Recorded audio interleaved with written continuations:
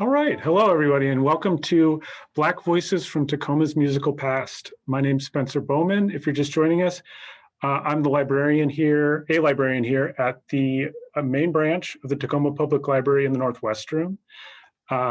Before we get started, I do want to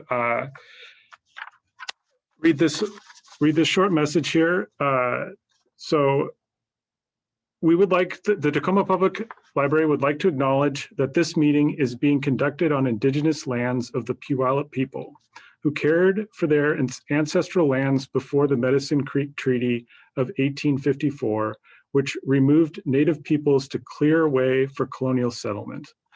It is important for the Tacoma Public Library that we acknowledge and send gratitude to the Puyallup tribe and other Indigenous peoples in the Puget Sound region who upon these ancestral lands we reside and work. Thank you. And thank you for joining us for Black Voices from Tacoma's Musical Past. This lecture will highlight some of the Black musicians, composers, and other artists that have contributed to Tacoma's rich musical history. We will have a Q&A. A Q&A section at the end of the lecture.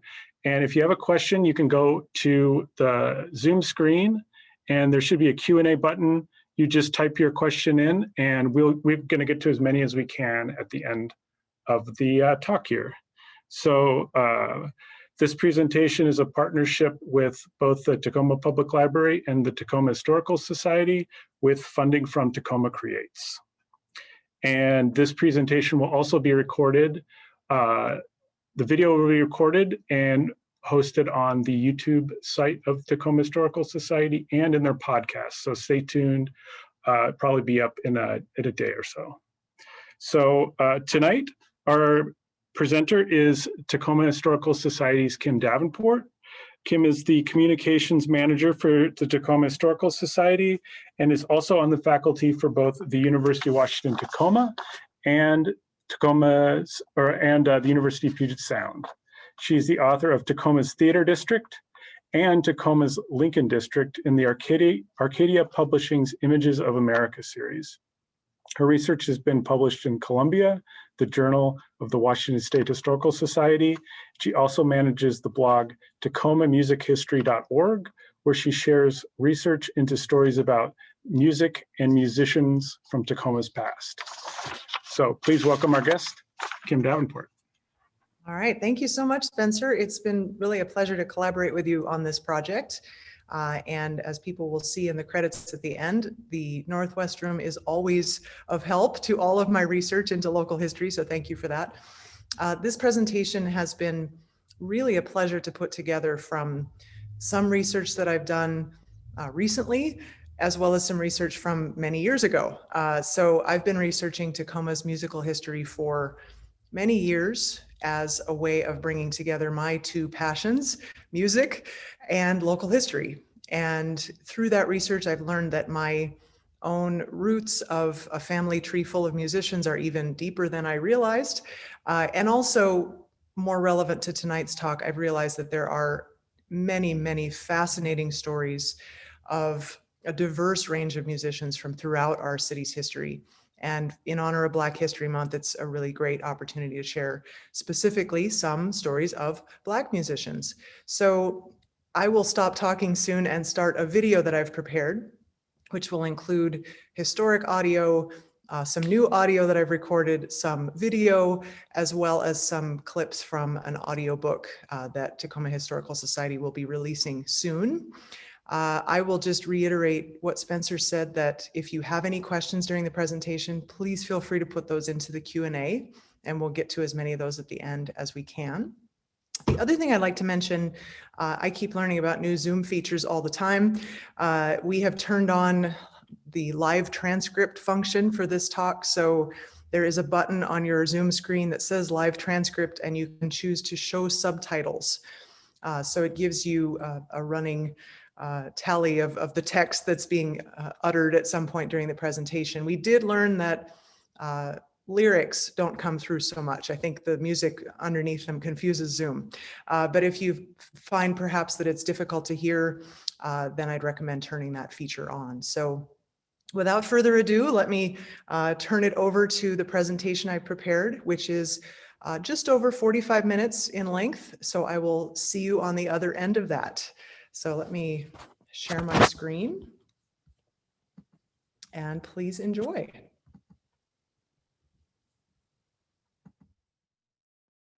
That teasing rag, it is a daisy, it's got everybody crazy.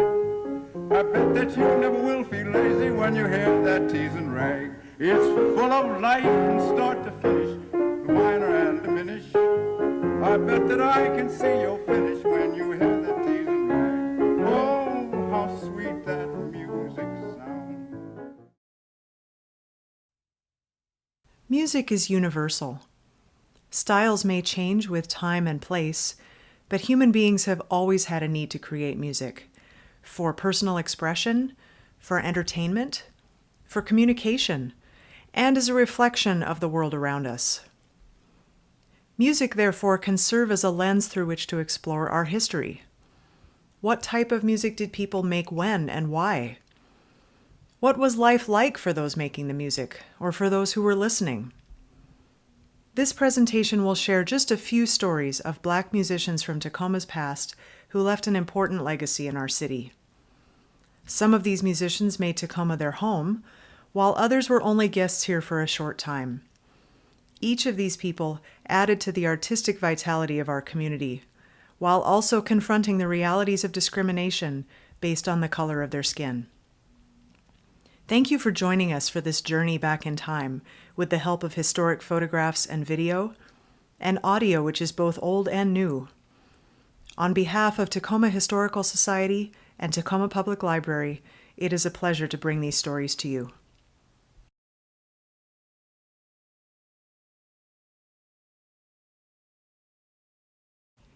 Nettie Craig was born in Leavenworth, Kansas on July 15, 1865.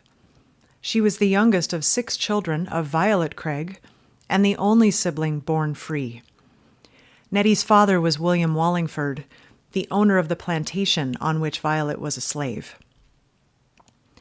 Nettie was a precocious child. She began studying the piano at the age of 8, and before long was composing her own music. Few women of any race attended college in this era. Breaking that barrier, Nettie would go on to earn not just an undergraduate degree, but also a PhD, which she received from the Kansas Conservatory of Music and Elocution on June 12, 1883. She is believed to be the first African-American woman in the United States to receive a doctoral degree. Nettie moved to Seattle in 1890 with her first husband, Albert Jones. She became the first organist and musical director in the newly established First African Methodist Episcopal Church. After Albert's untimely death in 1893, Nettie moved back to Kansas to be with her family. But it wasn't long before they would return to the Northwest, this time settling in Tacoma. Here she met Henry Joseph Asbury, whom she married in 1895. The couple would prosper in Tacoma. Henry was a well-known businessman and the proprietor of the Tacoma Hotel Barbershop, who would go on to accumulate a considerable amount of property in Tacoma. Nettie joined the Allen African Methodist Episcopal Church as an organist and choir director and became one of the best-known music teachers in the city. She presented dozens of students in piano recitals each year. Because her home was in one of the more diverse areas of Tacoma, the neighborhood we now call Hilltop, her students were of all colors and from all walks of life. In 1902, Nettie organized the Mozart Musical Club, which sought to broaden students' knowledge of music history. This was especially important in an era before Tacoma's schools offered music. Today, Nettie Asbury is rightfully recognized as a champion of social justice. In 1913, she founded the Tacoma chapter of the NAACP, the first chapter west of the Rockies. Always attentive to injustice, she led efforts protesting laws against interracial marriage, the establishment of segregation at Fort Lewis, race-based seating restrictions in Tacoma's theaters, and the showing of the controversial 1915 film Birth of a Nation. She was also responsible for Tacoma visits by a number of prominent African American leaders and musicians. Providing the soundtrack to this life spent in service to community and social justice was Nettie's piano, which she played every day and shared with her hundreds of students. At the age of 79, Nettie joined the Baha'i faith. Through this faith, she pursued, quote, harmony between the races, and implemented the principles of music, quote, the beauty of form, harmony, and expression of emotion, to bring people together. Nettie Asbury died November 17, 1968, at 103 years of age. She donated her piano and library of music to the Tacoma Association of Colored Women's Clubs, which created in her honor the Asbury Cultural Club. This club is still in existence and promotes Black history in the schools and in the community. On September 27, 1914, Nettie Asbury was among the musicians who presented a program given in Tacoma under the auspices of the NAACP. The event was a memorial for the British composer Samuel Coleridge Taylor, who had recently passed away at the young age of 37. Why would a British musician be honored in Tacoma? Because that musician was a hero to many African Americans who were engaged in the fight for equality. By proudly weaving African and African American themes into his classical compositions, as white composers had done for centuries with the folk songs from their cultures, Coleridge Taylor earned the respect and admiration of Black Americans. Although British, the composer had been invited as a guest to the White House, a rare honor in that era for a person of African descent. He toured the United States several times and befriended significant Black intellectuals and artists. On that day in 1914, when his life was honored in Tacoma, Nettie Asbury accompanied for the choirs that gathered from multiple Black churches. She also played a composition by Coleridge Taylor for solo piano, titled Pilgrim's Song. The music is based on a Negro spiritual melody. While we don't have a recording of that event from more than a century ago, we can at least experience the music Nettie played that day.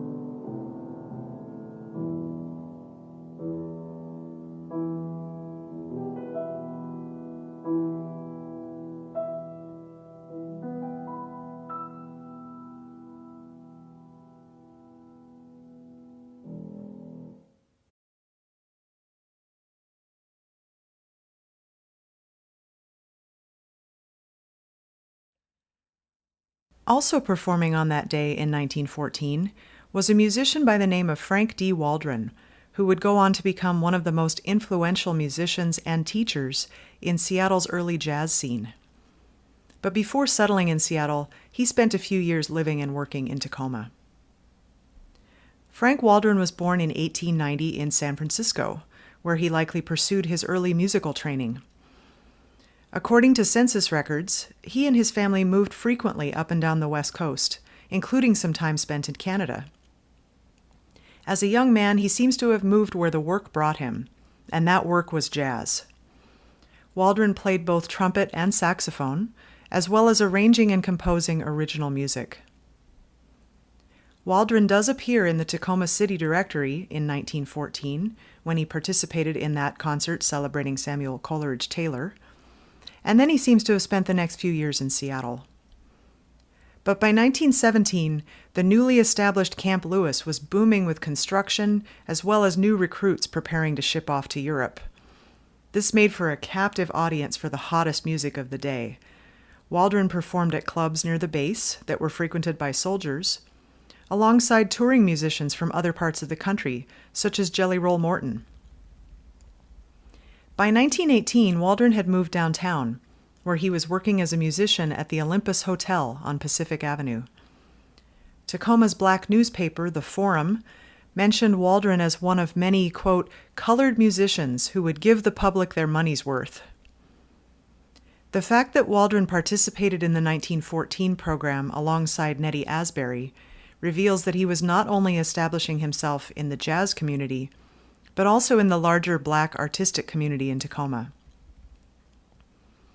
In 1919, Waldron moved back to Seattle, where he performed in a variety of venues and also established his Waldron School of Trumpet and Saxophone, through which he would influence a generation of young jazz musicians.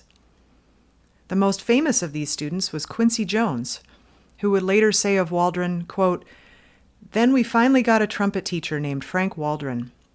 He was an African American with a bald head, and he used to wear striped pants like the guys in the English Parliament. He looked like he stepped out of the Harlem Renaissance. He had a little flask of gin, and every night he'd take a sip 3 or 4 times, and he'd said, 'Let me hear you play something.' He was from a legit school of trumpet players." Before he left Tacoma, Waldron left our city one last artifact. He self-published a piece of music titled, "The Kaiser's Got the Blues Since Uncle Sam Stepped In." While the title and cover art fit into a larger theme of patriotic sheet music published during the war, this is a uniquely well-crafted piece revealing Waldron's talent as a composer, a part of his artistry he would continue to develop later in his career. Let's listen.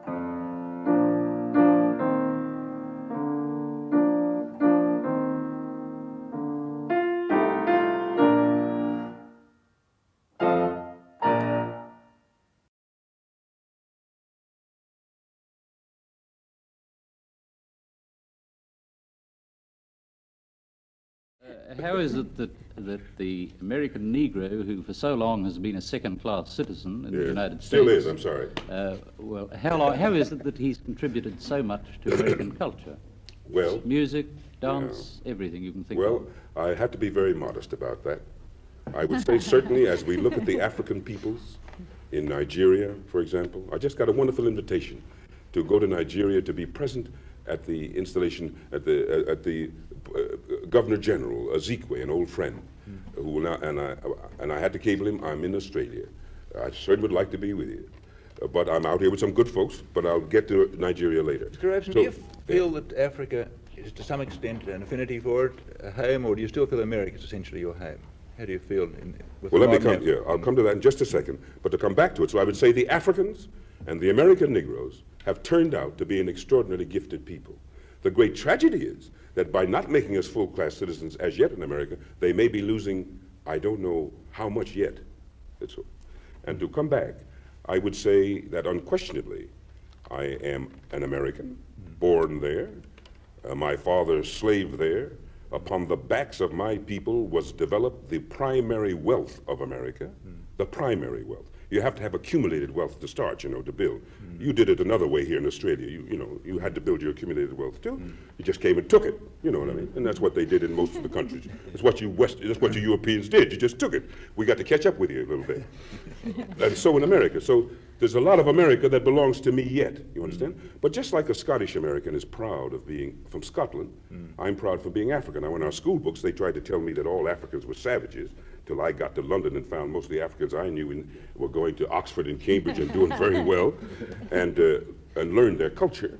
And even once somebody had the temerity, after one had conquered the Chinese people and imposed upon them the opium trade and everything else, to suggest that they were a backward people, just the people who had been civilized so long over the rest of you folks didn't make any sense at all. So somewhere, it was wonderful to find about the colored peoples of the world that they were very advanced. So I would say today that I'm an American who is infinitely prouder to be of African descent, no question about it. No question about it. I'm an Afro-American, and I don't use the word American ever loosely again. Now, this was the feeling. This was the feeling. That's right. That when you were in London about 1937, 38, you really had the world at your feet. Then, I mean, you're a tremendous success. You were recognised over the world, and yet you went back to America. This was the feeling that took you back? I felt I had to go back to my people. That's right. The going was tough, and today I can go back. I just had my passport renewed. I could go back to pretty tough times now. But any time I could get a telegram next week that the Negro people had gathered somewhere in one of their conferences, as they could, and say, Paul, in the difficulties that are going on in America, would you come back and help us? I would take the plane as soon as I finished my engagements. For anyone alive today who remembers Paul Robeson during his lifetime, it was likely during this phase of his career, when he was an outspoken advocate for civil rights. But in fact, his life's work was so rich and complex, his true impact was not recognized until after his death in 1976. Robeson was born in 1898 in Princeton, New Jersey. His father had been born into slavery, while his mother was a member of a prominent Quaker family of mixed ancestry. In high school, Paul sang in the chorus, acted on the stage, and excelled in several sports before graduating as valedictorian of his class. As only the third African-American student to be admitted to Rutgers University, he would be recognized during his time there as a football All-American, a fine stage actor, a singer, and he was elected class valedictorian upon his graduation in 1919. Robeson went on to complete his law degree at Columbia University. He then pursued a career on both the theater and concert stages, receiving acclaim from everything from his performances of Shakespeare in London and New York to his recitals featuring African-American spirituals. As he grew older, Robeson would become ever more involved in political and civil rights issues, both in the United States and abroad. The event that brought Robeson to Tacoma for the first time was the first concert of the Temple Theater's 1941-42 All-Star Series. The program included Ballad for Americans, a patriotic cantata written in 1939 for the Federal Theater Project. The lyrics take the listener through major events in American history, painting a rosy and inclusive picture with many references to the diversity of the American population. Robeson made the work famous through live radio broadcasts and a best-selling 1940 recording, and then went on to perform the popular work frequently on radio and in concert venues around the country during the war years. It was therefore not surprising that Robeson might appear in Tacoma to perform this piece. What was unusual, though, was the choir selected to accompany him in the performance. As a world-class artist, Robeson typically performed with professional musicians, but in the case of his Tacoma visit, he was accompanied by the Lincoln High School choir. It was no coincidence that Lincoln would be the first high school choir to perform with Robeson. The school boasted a nationally recognized choral program under the direction of a teacher, Margaret Goheen, who spent her entire career at the school from the late 1920s through her retirement in 1955. In addition to relishing the opportunity for her students to perform with a skilled professional, Goheen was proud to introduce her nearly all-white students to a fine African-American artist such as Robeson. Her interest in utilizing music to introduce her students to diversity was also evidenced by the choir's performances for Tacoma's USO No. 2, the USO Club for Soldiers of Color during the World War II years, when the military was still segregated. And so the concert date was set. Especially talented Lincoln Choir alumni still living in Tacoma were invited back to participate in the event. Girls in the choir contributed toward the purchase of 180 yards of pink taffeta and patterns for new formal dresses to be worn during the concert, and made those dresses themselves under the supervision of Lincoln's sewing instructor. The choir received the sheet music just a few weeks before the performance, and Goheen drilled her students repeatedly to ensure perfection. Alumni who recalled the event decades later described those intense rehearsals, as well as the pride they felt when they had the opportunity to meet Robeson, who was generous in his praise of their work. He said, quote, "Among all the choirs who have helped with this piece, including some of the finest college choirs, this is the easiest group with which I have ever sung. Those boys and girls and their conductor know what it's all about." Although we do not have a recording of the event, we do have this photograph, taken backstage at the Temple Theater before the performance and signed by Robeson. The intensity of concentration on the face of everyone involved captures a wonderful musical moment. Robeson's inscription reads, "To Lincoln High School Choir, it was a great rehearsal and you were really swell, no joking, really fine. Congratulations. Paul Robeson, November 19th, 1941.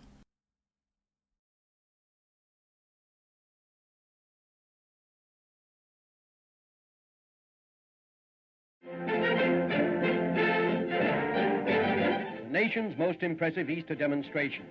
75,000 massed before Lincoln Memorial to hear Marian Anderson, colored contralto, make her capital debut at the Great Emancipator Shrine. Refusal of the DAR to let her use their hall fanned a countrywide controversy, with this great gathering as the climax. The singer was invited by Secretary of the Interior, Ickes, who attends with Secretary of the Treasury, Morgenthau. Spectators include Supreme Court Justice Black, New York Senator Robert Wagner, and a host of notables, here to listen to the voice acclaimed by many as the finest in a century.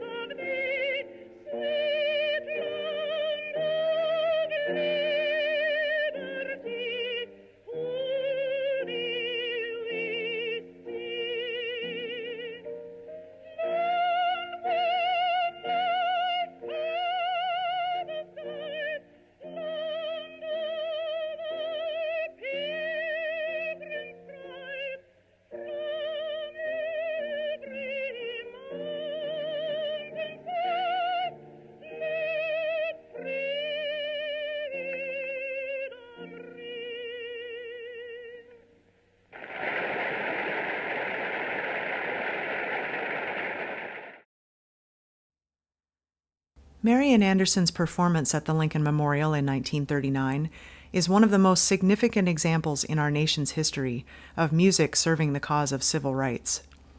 When an integrated crowd of 75,000 people gathered to hear this great singer, The result was a powerful statement against discrimination and segregation. Marian Anderson was born in 1897 in Philadelphia. In spite of her family's humble resources and the fact that she was refused entry to music school because of her race, Anderson relied on the support of Philadelphia's Black community to pursue her study of opera. By the late 1920s and 1930s, Anderson's contralto voice had earned the respect of the classical music world, and she was performing major recitals in the United States and Europe. During a 1935 European tour, famed conductor Arturo Toscanini declared that she had a voice, quote, heard once in 100 years. Anderson's accomplishments as a singer did not make her immune to Jim Crow laws. Although she gave approximately 70 recitals a year in the United States, Anderson was still turned away by some American hotels and restaurants. In 1939, the Daughters of the American Revolution, who owned Constitution Hall in Washington, D.C., denied permission for Anderson to perform in their venue under a white performers-only policy in effect at the time. Other possible venues in Washington also denied her permission to perform, in spite of audience demand to hear her sing.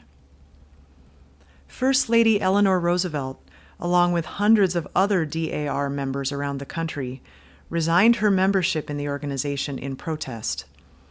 Roosevelt threw her weight behind a campaign led by the NAACP to pursue another venue for Anderson to perform, and this is what resulted in the singer's appearance at the Lincoln Memorial. Her stirring rendition of My Country 'Tis of Thee is the most famous moment of this concert, experienced by tens of thousands live, as well as millions on live radio broadcast. After this major event, Anderson returned to her touring career. She appeared in Tacoma twice in the 1940s, first in March of 1941 and later in February of 1945, both at the Temple Theater. Both concerts were sold out and received glowing reviews in local papers as Tacoma audiences flocked to hear the, quote, colored contralto who had created such a sensation in recent years. During her Tacoma performance in 1945, Anderson performed My Country 'Tis of Thee, just as she had to open her performance at the Lincoln Memorial 6 years earlier. She sang it without introduction or comment, in the midst of a program otherwise consisting of operatic repertoire. It was received by the Tacoma audience with thunderous applause. Anderson was never an outspoken civil rights activist, but by simply pursuing her artistry to the highest level and continuing to break down racial barriers for Black singers in the world of opera, she played a significant role in the fight for racial equality. A key moment in her career came in 1955 when she became the first African American to perform at the Metropolitan Opera. More than 24 universities would present her with honorary doctorates, and in 1963, President Lyndon Johnson awarded her the Presidential Medal of Freedom.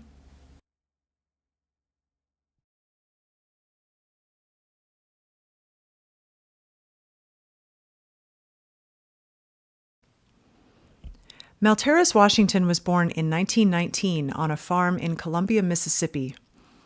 One of 13 siblings who formed a family choir, Washington grew up singing and couldn't remember a time when he didn't enjoy music.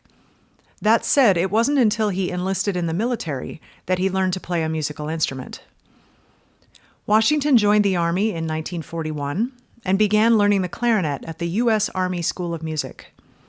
He shined shoes to earn enough money to buy a saxophone as well. The tenor saxophone would become his favorite instrument. By the time he was posted to Fort Lewis in 1944, as the drum major for the 21st Army Band, he was an accomplished musician. During this time, there was increasing pressure to ensure that amenities provided to African American soldiers on base were equivalent to those offered to white soldiers in the still segregated military. In Tacoma, Dr. Nettie Asbury was among those leading this push for equal treatment at Fort Lewis. Dwight Eisenhower visited Fort Lewis in 1947 and recommended the expansion of the Black Non-Commissioned Officers Club. Washington organized an all-black jazz band to play in the club's new ballroom. When President Truman signed Executive Order 9981, desegregating the armed forces, Washington seized the opportunity to lead by example, integrating his band with the inclusion of white trumpeter Neil Friel, who was born in 1930 and was a graduate of Tacoma's Bellarmine High School. Washington also joined the formerly all-white 2nd Infantry Division Jazz Band, further integrating musical activities at Fort Lewis. After retiring from the Army in 1962, Washington chose to stay in the area, settling near Fort Lewis.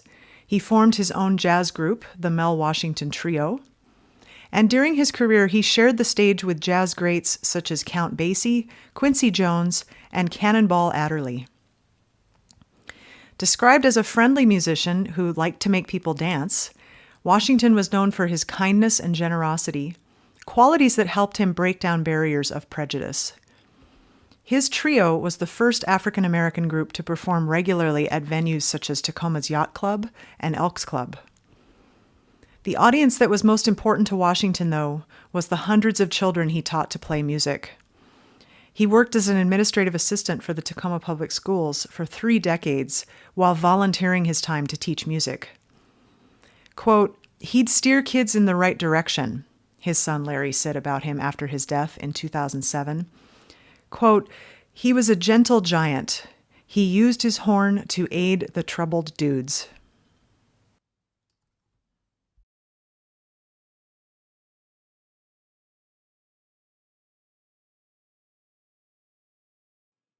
As with Milteris Washington, it was military service that brought Joe Jordan to Tacoma.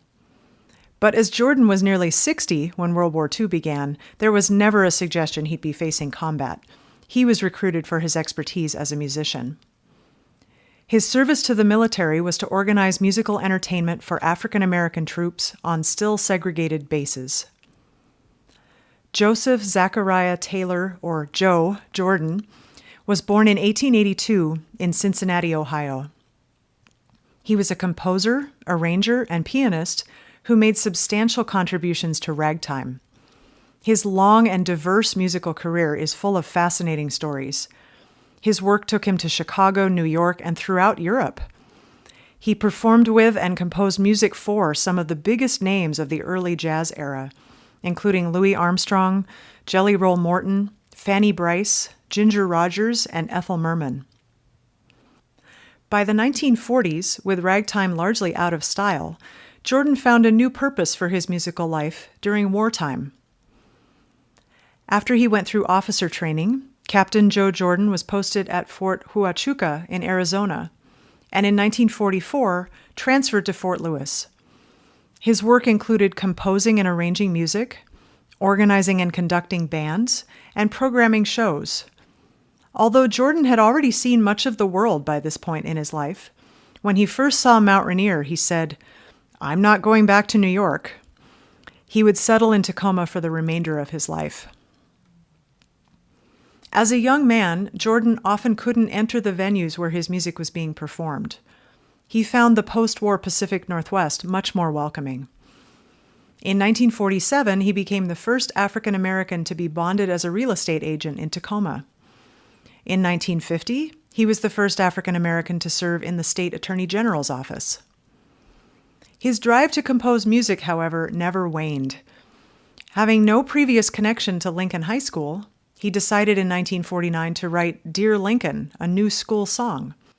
All proceeds from selling copies of the sheet music were donated by Jordan to purchase a new piano for the school's music program.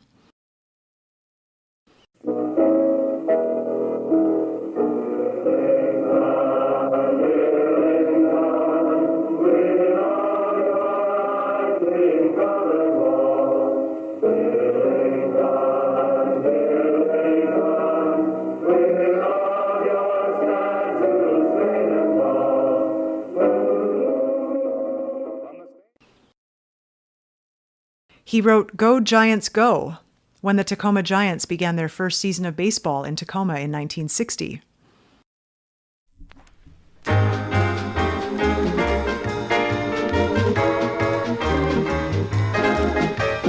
Baseball time is here once more again. Go and see our Giants score again.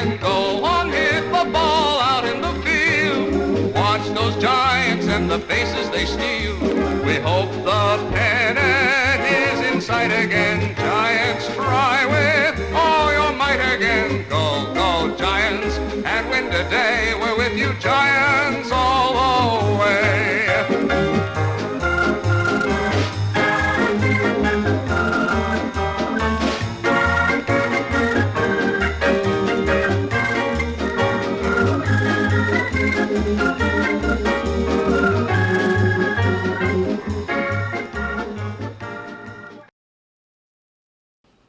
100 Years of Progress was his musical contribution to Tacoma's centennial celebrations in 1969.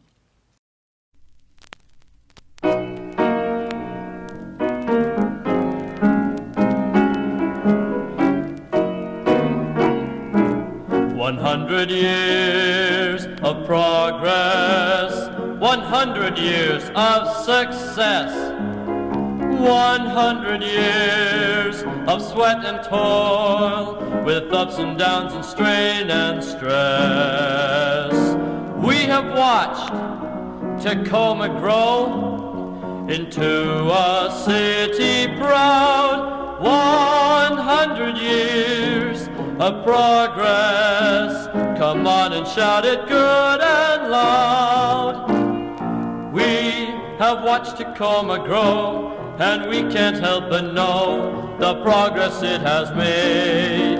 With industry we now abound, a mighty port on Puget Sound. 100 years of progress, 100 years of success, 100 years of sweat and toil, 100 years of great progress.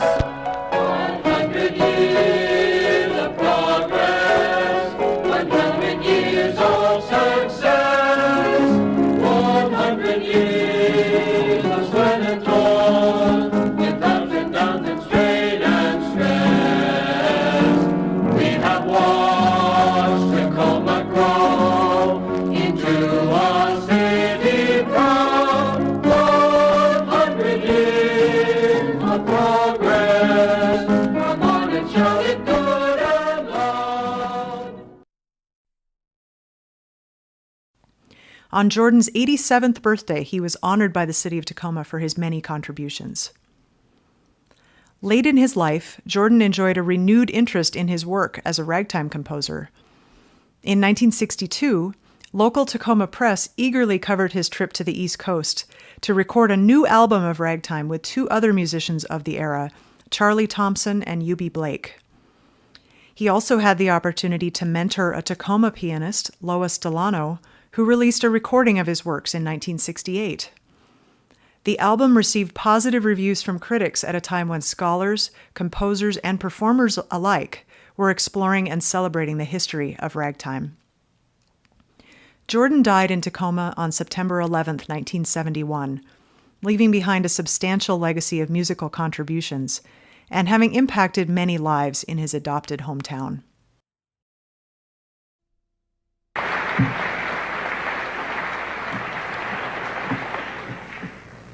I've been playing ragtime since 1900. I've wrote several songs for shows and actors. I wrote the Lovey Joe, the song that put Fanny Bryce on the map. They still play my Teasin' Rag, and I have a lot of other tunes that probably you haven't heard, or I would like to bring you up to date on them. I am Joe Jordan.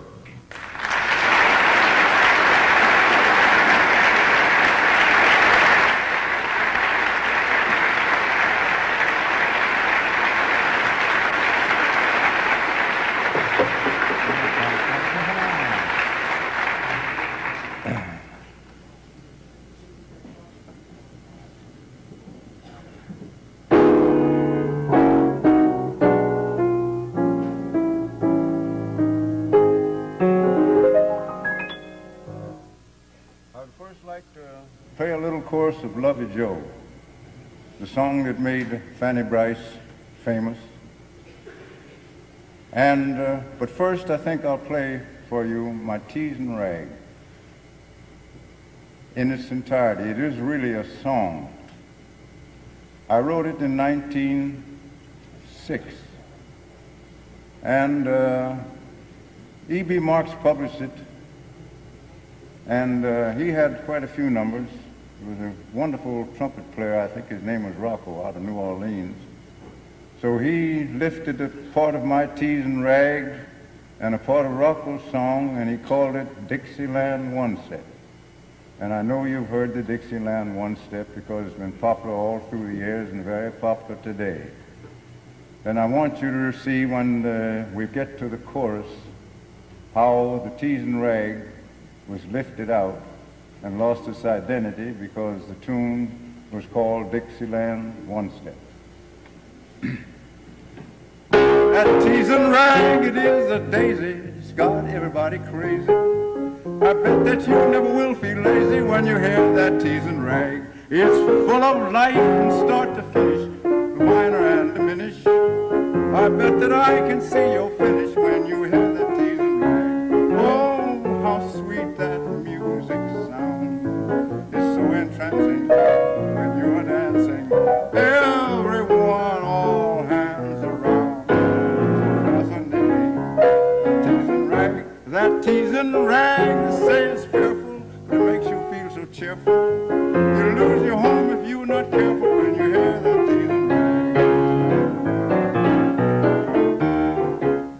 Oh, teasin' rag, oh, that teasin' rag, oh, the rag makes you feel like dancing all the time. When you hear the band playing the music grand, you'll find yourself a-falling right in line. You two-stepping up and down, dragging all around, doing the possible on that ever loving shake. Dance all night and day, and all you'll ever say, oh, that teasin' rag.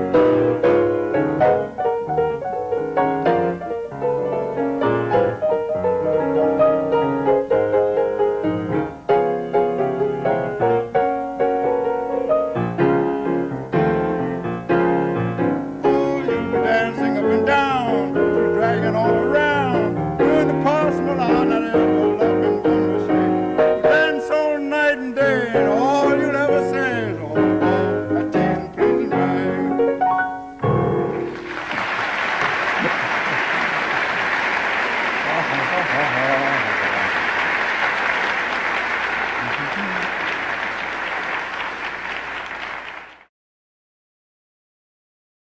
That teasin' rag, it is a daisy, it's got everybody crazy. I bet that you never will feel lazy when you hear that teasin' rag. It's full of life from start to finish, the minor and diminish. I bet that I can see your finish when you hear that teasin' rag. Oh, how sweet that music sounds. It's so entrancing when you're dancing. Everyone, all hands around. Fascinating. Teasin' rag, that teasin' rag, says Kim, that was fantastic. Thank you for sharing that. Yeah, thank you.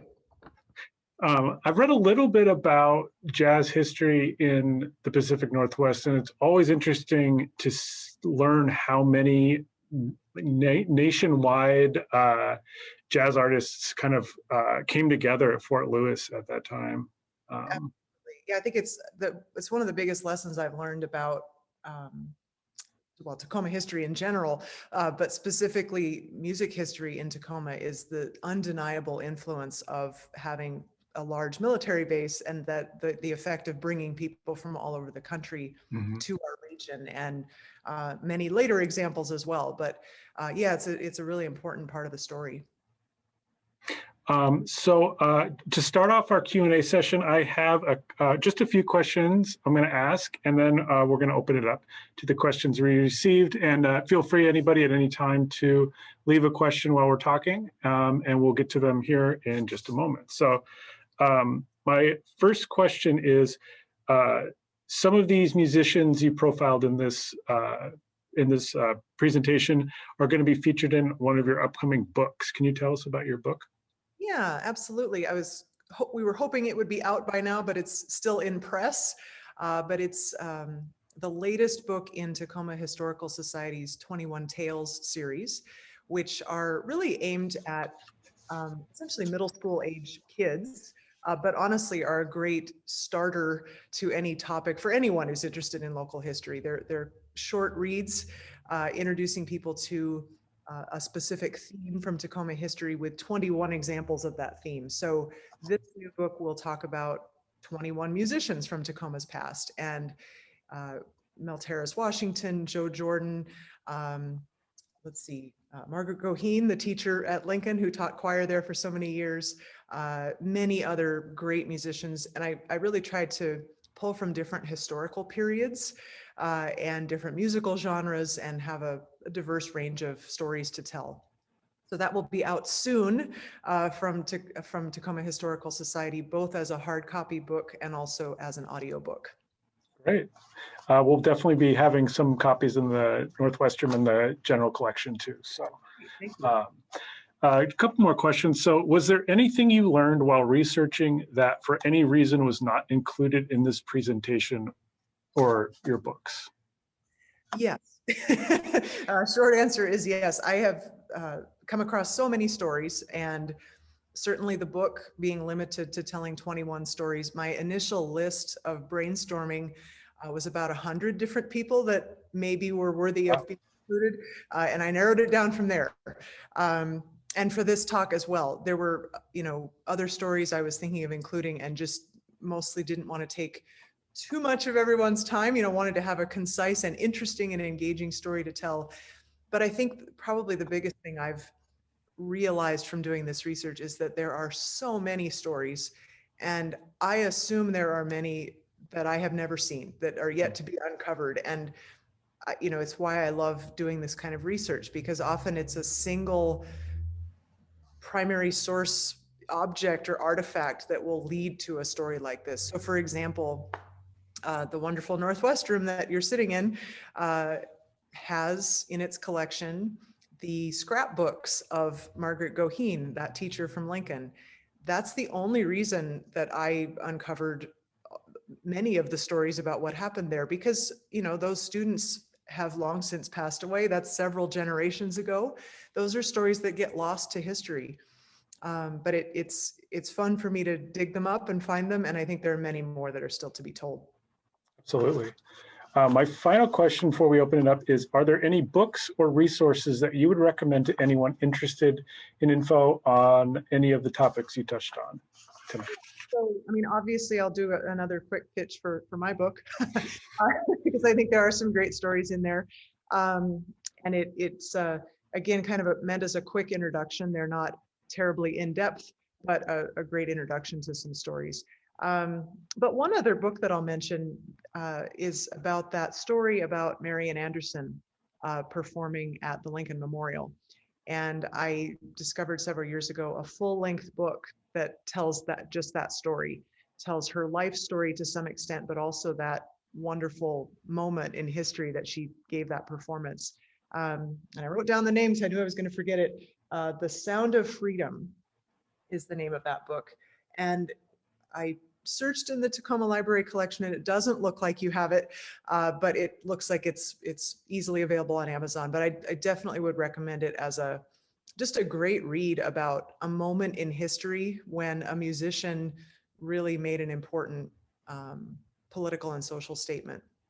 Absolutely. Well, I'll look into getting that ordered for the library too, so it's available. Okay, so I'm going to get to our attendees' questions. First question is from Liz. What was so unique about Tacoma that created the fertile ground for these amazing musicians and leaders of color? So I think many possible answers. I think, as I already mentioned, the importance of the military presence, which goes way back. I mentioned it talking about Frank Waldron, being brought here as someone who had traveled all up and down the West Coast, but started making jazz here right at that core moment in the late teens and early 20s, because the fort provided this big population of a diverse audience that wanted to hear the latest in entertainment. And then in the decades since, we've continued to have an influx of just people from all over the country bringing different influences with them, musical influences. as they come, and often because, you know, we love this place. We think it's a great place to live. A lot of people choose to stay, even maybe after they retire from military service. So, you know, Joe Jordan and Mel Washington, those are great examples of that. I also think if we go back to earlier in the century, or even the previous century, you know, Tacoma was intended to be originally the city of destiny, this great new metropolis on the West Coast. And we had wave after wave of different immigrant populations representing different cultures. A lot of the first musicians to make an impact here were originally from Europe. So we have a lot of tradition that came from there. But also, like Nettie Asbury, a great example of that, people coming from other parts of the country to seek new opportunities.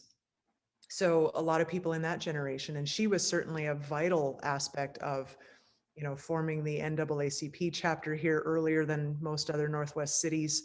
And the fact that she also happened to be a musician led to really cultivating the importance of music within that early Black community in Tacoma.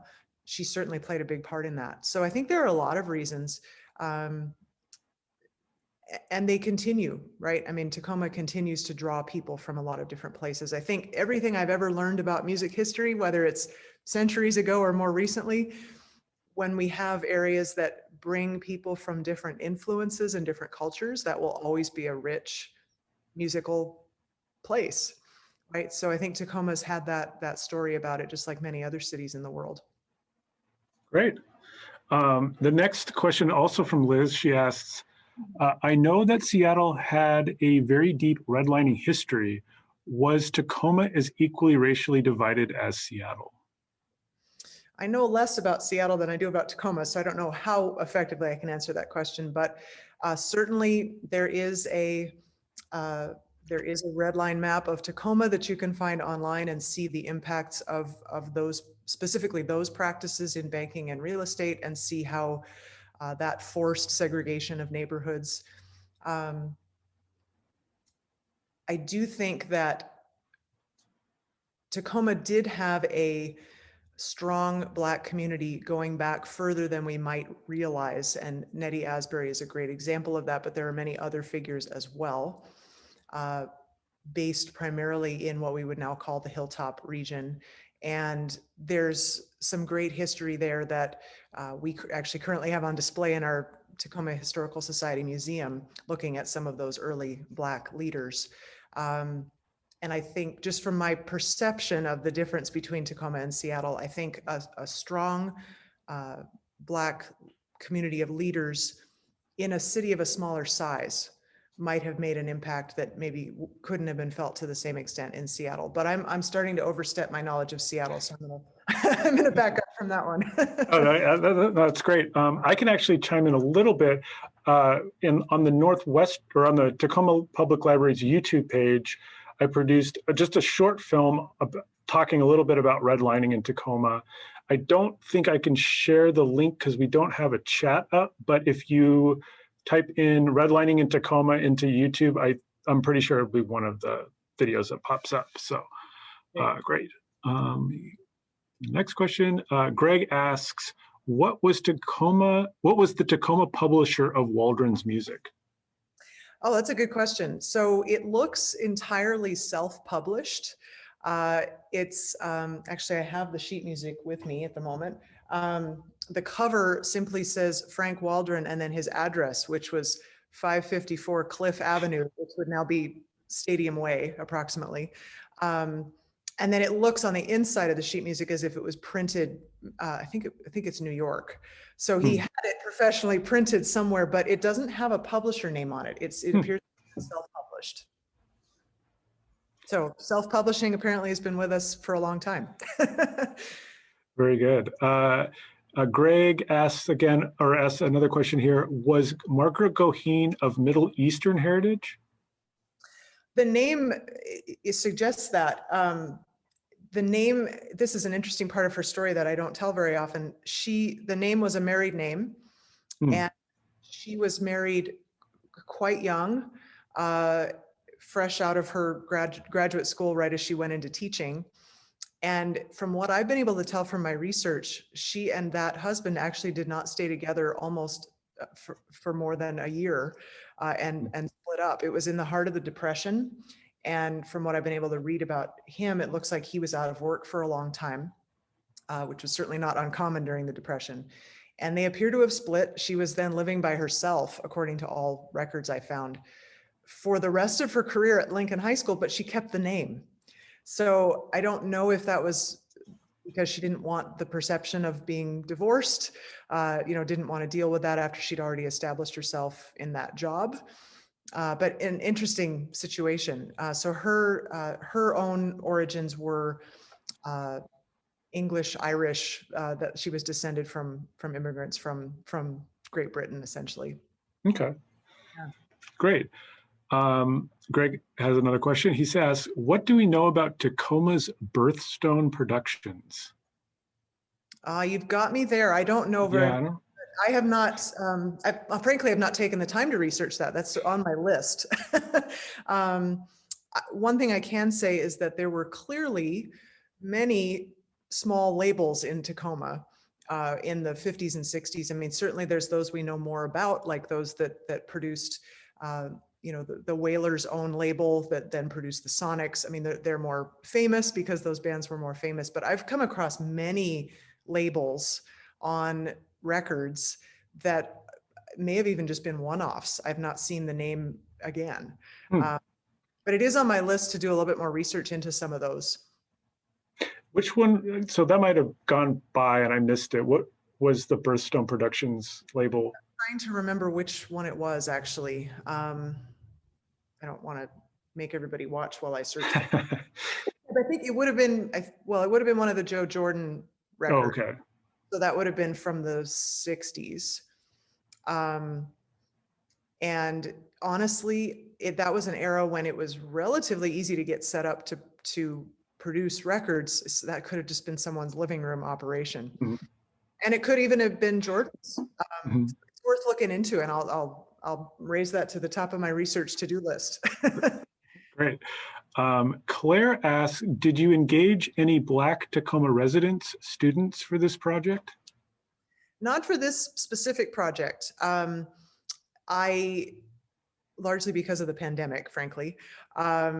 Most of this research has been purely looking at records in the Northwest Room where Spencer is sitting and piecing those stories together from that. And especially the audio of Joe Jordan, for example, that was in the basement at the Tacoma Library that I had the chance to digitize. One thing I have had in sort of on a back burner project that I would like to pursue, again, this would have to be after the pandemic, is some of the music that happened at Lincoln High School back in that era, including some student-written theatrical musical pieces. I've talked on and off with some teachers at Lincoln about bringing those back and allowing the current student body, which of course is much more diverse than what was there, back in the 40s and 50s, to maybe revisit some of that music and write some new original music to go with it. So that's an area where I've looked at engaging some students, and especially students of color, in this project, and hoping when we get through the pandemic, we can make that happen. Awesome. That sounds like that'd be a really interesting project. Yeah. All right. Last question, more of a statement, but Liz says, thank you, Kim and Spencer. This is a wonderful presentation. So thank you. Thank you. And we had another question. So give it a little time to questions to roll in here. Raina, excuse me if I mispronounce your name, asks, in the future, will you be writing about the 21 Tacoma venues you list at the end of your book? One of my students. My students at UW Tacoma read my book, so they've actually been the only ones to see it yet, but I'm teaching my musical history of Tacoma class there this quarter, so I'm glad I had at least one student sign in tonight. I think it's a great idea. So at the end of the book, just to give another little teaser for the book, after the 21 profiles of musicians, I have 21 venues. And it includes things like the Tacoma Dome, venues we still have, but I also talk about historic venues, some of which we don't have anymore. We've lost several to fire, and some have been torn down. And so, yeah, I think any of these would be great projects and potentially things to do with students in the future. So I really enjoy, delving into these stories and bringing in student or community perspective, which is always different than mine. We each have our own musical tastes and interests, and I tend to follow certain paths myself, but it's really great to bring other people into that project. So good suggestion, and I think I might maybe pursue that the next time I teach this class. Great. I have an anonymous question. Where can we find the recording of this presentation? Great question. So we are going to add it to the YouTube channel for the Tacoma Historical Society. So within the next few days, if you go onto YouTube and just search Tacoma Historical Society, it will show up there, and it will remain there for good. So especially during the pandemic, we've been adding a lot of video content to that channel. Great. So gonna let a few more questions come in if anybody has anything more to say. All right. Well, if there's any other questions that come in, I can field them to Kim. And if anybody has any other questions that they have about the Pacific Northwest history or this presentation, feel free to contact the Northwest Room at nwr@tacomallibrary.org or call us at 253-280-2814. I'm going to thank everybody for joining us tonight, and thank you, Kim. Thank you. It was really a pleasure. Great, and have a great night, everybody.